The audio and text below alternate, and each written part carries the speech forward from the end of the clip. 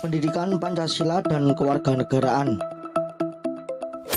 Penerapan Pancasila dari masa ke masa, PPKN SMP, MTS kelas 9 semester 1. Perwujudan nilai-nilai Pancasila sebagai dasar negara telah dilaksanakan sejak masa awal kemerdekaan, Orde Lama, Orde Baru, dan masa reformasi sampai sekarang. 1. Masa awal kemerdekaan tahun 1945 sampai dengan tahun 1959. Sebagai bangsa yang besar, kita patut menghargai jasa para pendiri bangsa yang telah berhasil merumuskan dan menetapkan Pancasila sebagai dasar negara dan falsafah hidup bangsa. Maka, sejak awal kemerdekaan, seluruh rakyat Indonesia bertekad untuk menentukan nasib bangsa sendiri yang baru saja lepas dari belenggu penjajahan dengan berupaya mempertahankan kemerdekaan dari berbagai ancaman, baik dari dalam negeri maupun dari luar negeri. Pada periode ini, penerapan Pancasila sebagai dasar negara dan pandangan hidup menghadapi berbagai masalah. Ada upaya-upaya untuk mengganti Pancasila sebagai dasar negara dan penyimpangan terhadap nilai-nilai Pancasila. Upaya-upaya tersebut diantaranya adalah sebagai berikut. A. Pemberontakan Partai Komunis Indonesia atau PKI di Madiun pada tanggal 18 Agustus tahun 1948. Pemberontakan ini dipimpin oleh Musso. Tujuan utamanya adalah mendirikan negara Soviet Indonesia yang berideologikan komunis. Dengan kata lain, pemberontakan tersebut akan mengganti Pancasila dengan paham komunis.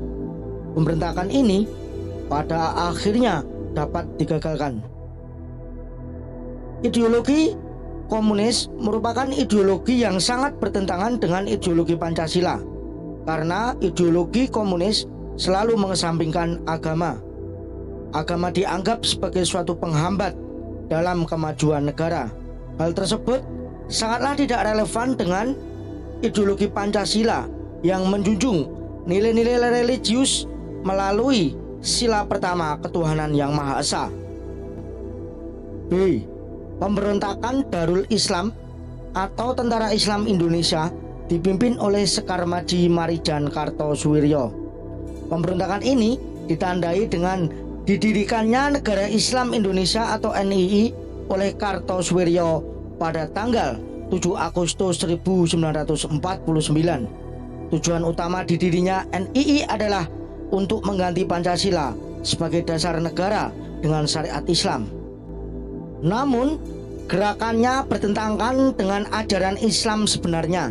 Mereka melakukan perusakan dan pembakaran rumah-rumah penduduk, pembongkaran jalan-jalan kereta api, perampasan harta benda milik penduduk, serta melakukan penganiayaan terhadap penduduk. Upaya penumpasan pemberontakan ini memakan waktu yang cukup lama. Kartosuwiryo bersama para pengikutnya baru bisa ditangkap pada tanggal 4 Juni 1962. Gerakan Darul Islam atau Tentara Islam Indonesia merupakan gerakan yang bertentangan dengan Pancasila karena bertentangan langsung dengan sila pertama ketuhanan yang Maha Esa, di mana sila ketuhanan yang Maha Esa adalah nilai religius yang dianut oleh Negara Kesatuan Republik Indonesia untuk semua agama, karena di Indonesia terdiri dari beberapa agama. Selain itu juga, gerakan pemberontakan Darul Islam atau Tentara Islam Indonesia merupakan gerakan yang tidak sesuai dengan ajaran Islam yang sesungguhnya. C. Pemberontakan Republik Maluku Selatan atau RMS. Republik Maluku Selatan merupakan sebuah gerakan separatisme dipimpin oleh Christian Robert Stephen Sumokil, bertujuan untuk membentuk negara sendiri yang didirikan tanggal 25 April 1950. Pulau-pulau terbesar adalah Seram, Ambon, dan Buru. RMS di Ambon dikalahkan oleh militer Indonesia pada bulan November 1950. Tetapi konflik di Seram masih berlanjut sampai Desember 1963. Kekalahan di Ambon berujung pada pengusiran pemerintah RMS ke Seram. Kemudian mendirikan pemerintahan dalam pengasingan di Belanda pada tahun 1966.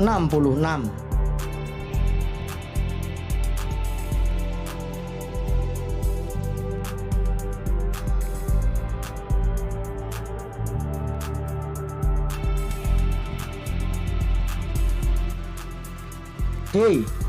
Pemerintah Revolusioner Republik Indonesia PRRI atau Perjuangan Rakyat Semesta atau Permesta yang dipimpin oleh Syarifuddin Prawira Negara dan Vence Samuel tahun 1957 sampai 1958 di Sumatera dan Sulawesi. Gerakan ini merupakan bentuk koreksi untuk pemerintah pusat pada waktu itu yang dipimpin oleh Presiden Soekarno.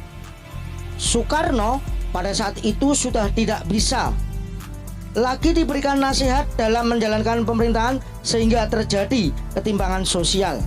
Pemerintah pusat dianggap telah melanggar undang-undang, pemerintah yang sentralistis, sehingga pembangunan di daerah menjadi terabaikan dan menimbulkan ketidakadilan dalam pembangunan.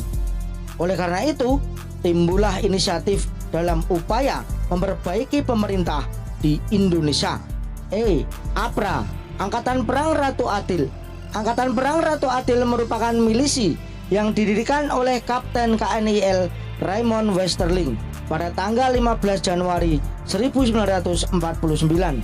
Westerling memandang dirinya sebagai sang Ratu Adil yang diramalkan akan membebaskan rakyat Indonesia dari tirani. Westerling bersekongkol dengan Sultan Hamid II berusaha mempertahankan negara federal yang dibentuk Belanda untuk melawan Negara Kesatuan Republik Indonesia yang dipimpin oleh Soekarno-Hatta. F. Perubahan bentuk negara dari Republik Indonesia Serikat menjadi Negara Kesatuan Republik Indonesia.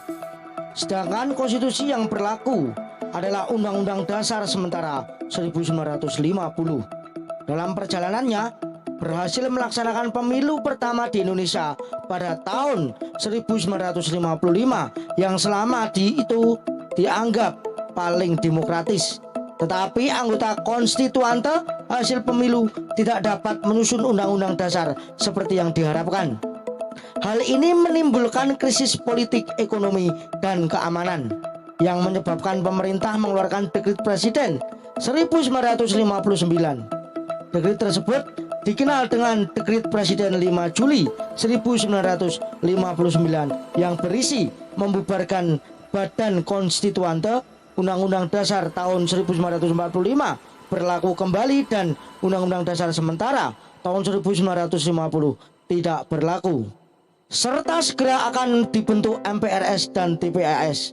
Pada periode ini dasar negara tetap Pancasila, akan tetapi dalam penerapannya lebih diarahkan seperti ideologi liberal yang ternyata tidak menjamin stabilitas pemerintah. 2. Masa Orde Lama tahun 1959 sampai dengan 1966. Periode ini dikenal sebagai periode demokrasi terpimpin. Demokrasi terpimpin merupakan sebuah sistem demokrasi yang seluruh keputusan dan pemikiran dalam pemerintahan negara berpusat pada pemimpin negara. Pemimpin negara saat itu adalah Presiden Soekarno. Demokrasi terpimpin dicetuskan oleh Presiden Soekarno karena banyaknya gerakan separatis yang menyebabkan ketidakstabilan negara. Tersendatnya pembangunan ekonomi karena sering terjadinya pergantian kabinet, sehingga program pembangunan yang dirancang oleh kabinet tidak berjalan secara utuh, serta badan konstituante yang gagal menjalankan tugasnya untuk menyusun undang-undang dasar.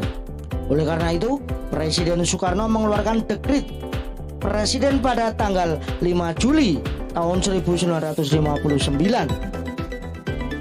Walaupun konstitusi negara sudah kembali pada Undang-Undang Dasar Negara Republik Indonesia tahun 1945, namun pelaksanaannya masih terdapat penyimpangan terhadap Undang-Undang Dasar Negara Republik Indonesia tahun 1945. Beberapa penyimpangan terhadap Pancasila dan Undang-Undang Dasar Negara Republik Indonesia tahun 1945, diantaranya sebagai berikut. A.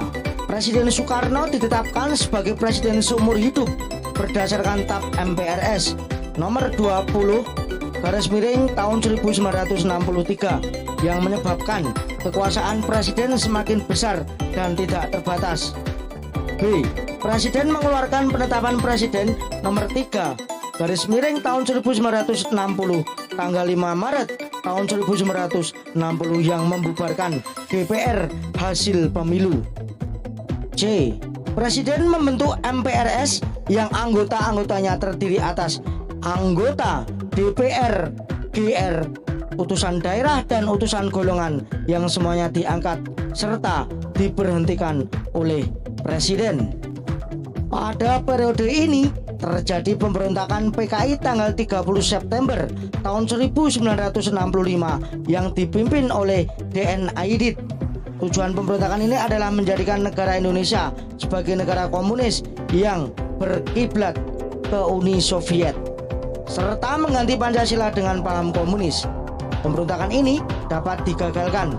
Semua pelakunya berhasil ditangkap dan dijatuhi hukuman sesuai dengan perbuatannya. 3. Masa Orde Baru.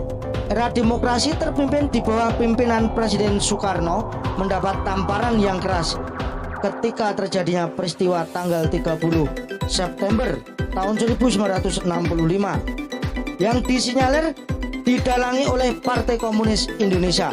Pemberontakan PKI tersebut membawa akibat yang teramat fatal bagi partai itu sendiri, yaitu dibubarkannya PKI dengan seluruh organisasi di bawah naungannya dan dinyatakan sebagai organisasi terlarang di Indonesia.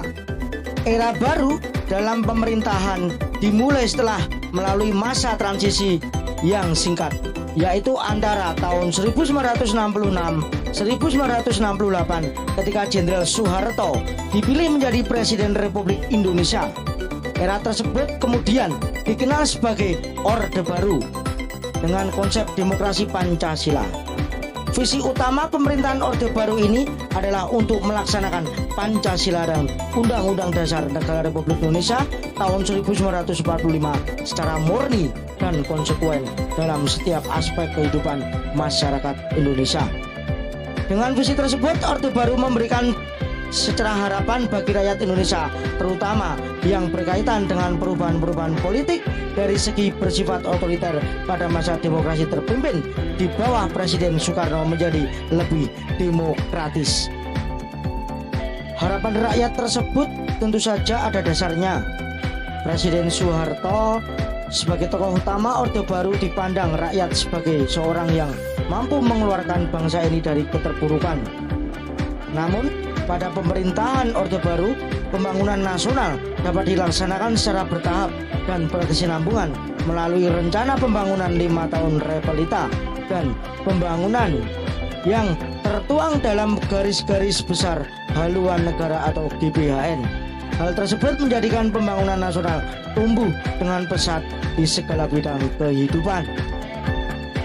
Pada masa ini juga lembaga kepresidenan merupakan pengontrol utama lembaga negara lainnya, baik yang bersifat suprastruktur maupun yang bersifat infrastruktur, baik LSM, partai politik dan sebagainya. Pada masa ini pula kebebasan berpolitik dibatasi dengan jumlah partai politik yang terbatas pada 3 partai saja, yaitu Partai Persatuan Pembangunan atau PPP, 2 Golongan Karya atau Golkar, dan Partai Demokrasi Indonesia atau PDIP. Dibatasinya kebebasan pers dan kebebasan berpendapat terbukti dengan banyaknya kasus diberedelnya beberapa surat kabar atau majalah sehingga dicabut surat izin penerbitannya dengan alasan telah memberitakan peristiwa yang bertentangan dengan kebijakan pemerintah. Beberapa aktivis politik yang menyuarakan aspirasinya dalam pengkritik kebijakan pemerintah beberapa lama kemudian diberitakan hilang atau ditangkap. Munculnya beberapa peristiwa pelanggaran hak asasi manusia seperti kasus Tanjung Priok, kasus Marsinah, kasus wartawan Udin, dari Harian Bernas Yogyakarta, dan lain-lain. Dari uraian di atas, kita bisa menggambarkan bahwa perwujudan nilai-nilai Pancasila secara murni dan konsekuen dalam kehidupan bernegara selalu mengalami pasang surut. Dalam pemerintahan Orde Baru juga terdapat kelebihan dan kelemahannya. Terdapat penerapan Pancasila maupun Undang-Undang Dasar Negara Republik Indonesia tahun 1945. 4. Masa reformasi tahun 1998. Pada masa reformasi, penerapan Pancasila sebagai dasar negara terus menghadapi berbagai tantangan. Penerapan Pancasila tidak lagi dihadapkan pada ancaman pemberontakan-pemberontakan yang diinginkan mengganti Pancasila dengan ideologi lain. Akan tetapi, lebih dihadapkan pada kondisi kehidupan masyarakat yang diwarnai oleh kehidupan yang serba bebas. Kebebasan yang mewarnai kehidupan masyarakat Indonesia saat ini meliputi berbagai macam bentuk, mulai dari kebebasan berbicara, berorganisasi, berekspresi, dan sebagainya. Kebebasan tersebut di satu sisi dapat memacu kreativitas masyarakat, tetapi di sisi lain juga bisa mendatangkan dampak negatif yang merugikan bangsa Indonesia itu sendiri. Terdapat beberapa hal negatif yang timbul sebagai akibat penerapan konsep kebebasan yang tanpa batas, seperti munculnya pergaulan bebas, pola komunikasi yang tidak beretika, peredaran narkoba dan minuman keras, aksi anarkisme serta vandalisme, sehingga memicu terjadinya perpecahan dan penurunan moral. Tantangan lain dalam penerapan Pancasila di era reformasi adalah menurunnya rasa persatuan dan kesatuan di antara sesama warga Indonesia ini.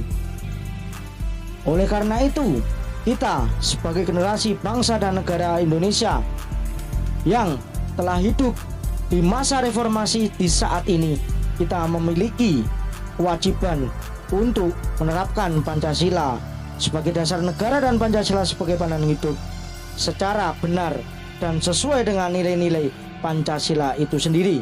Demikian pelajaran hari ini. Ada kurang lebihnya saya mohon maaf. Saya akhiri. Assalamualaikum warahmatullahi wabarakatuh.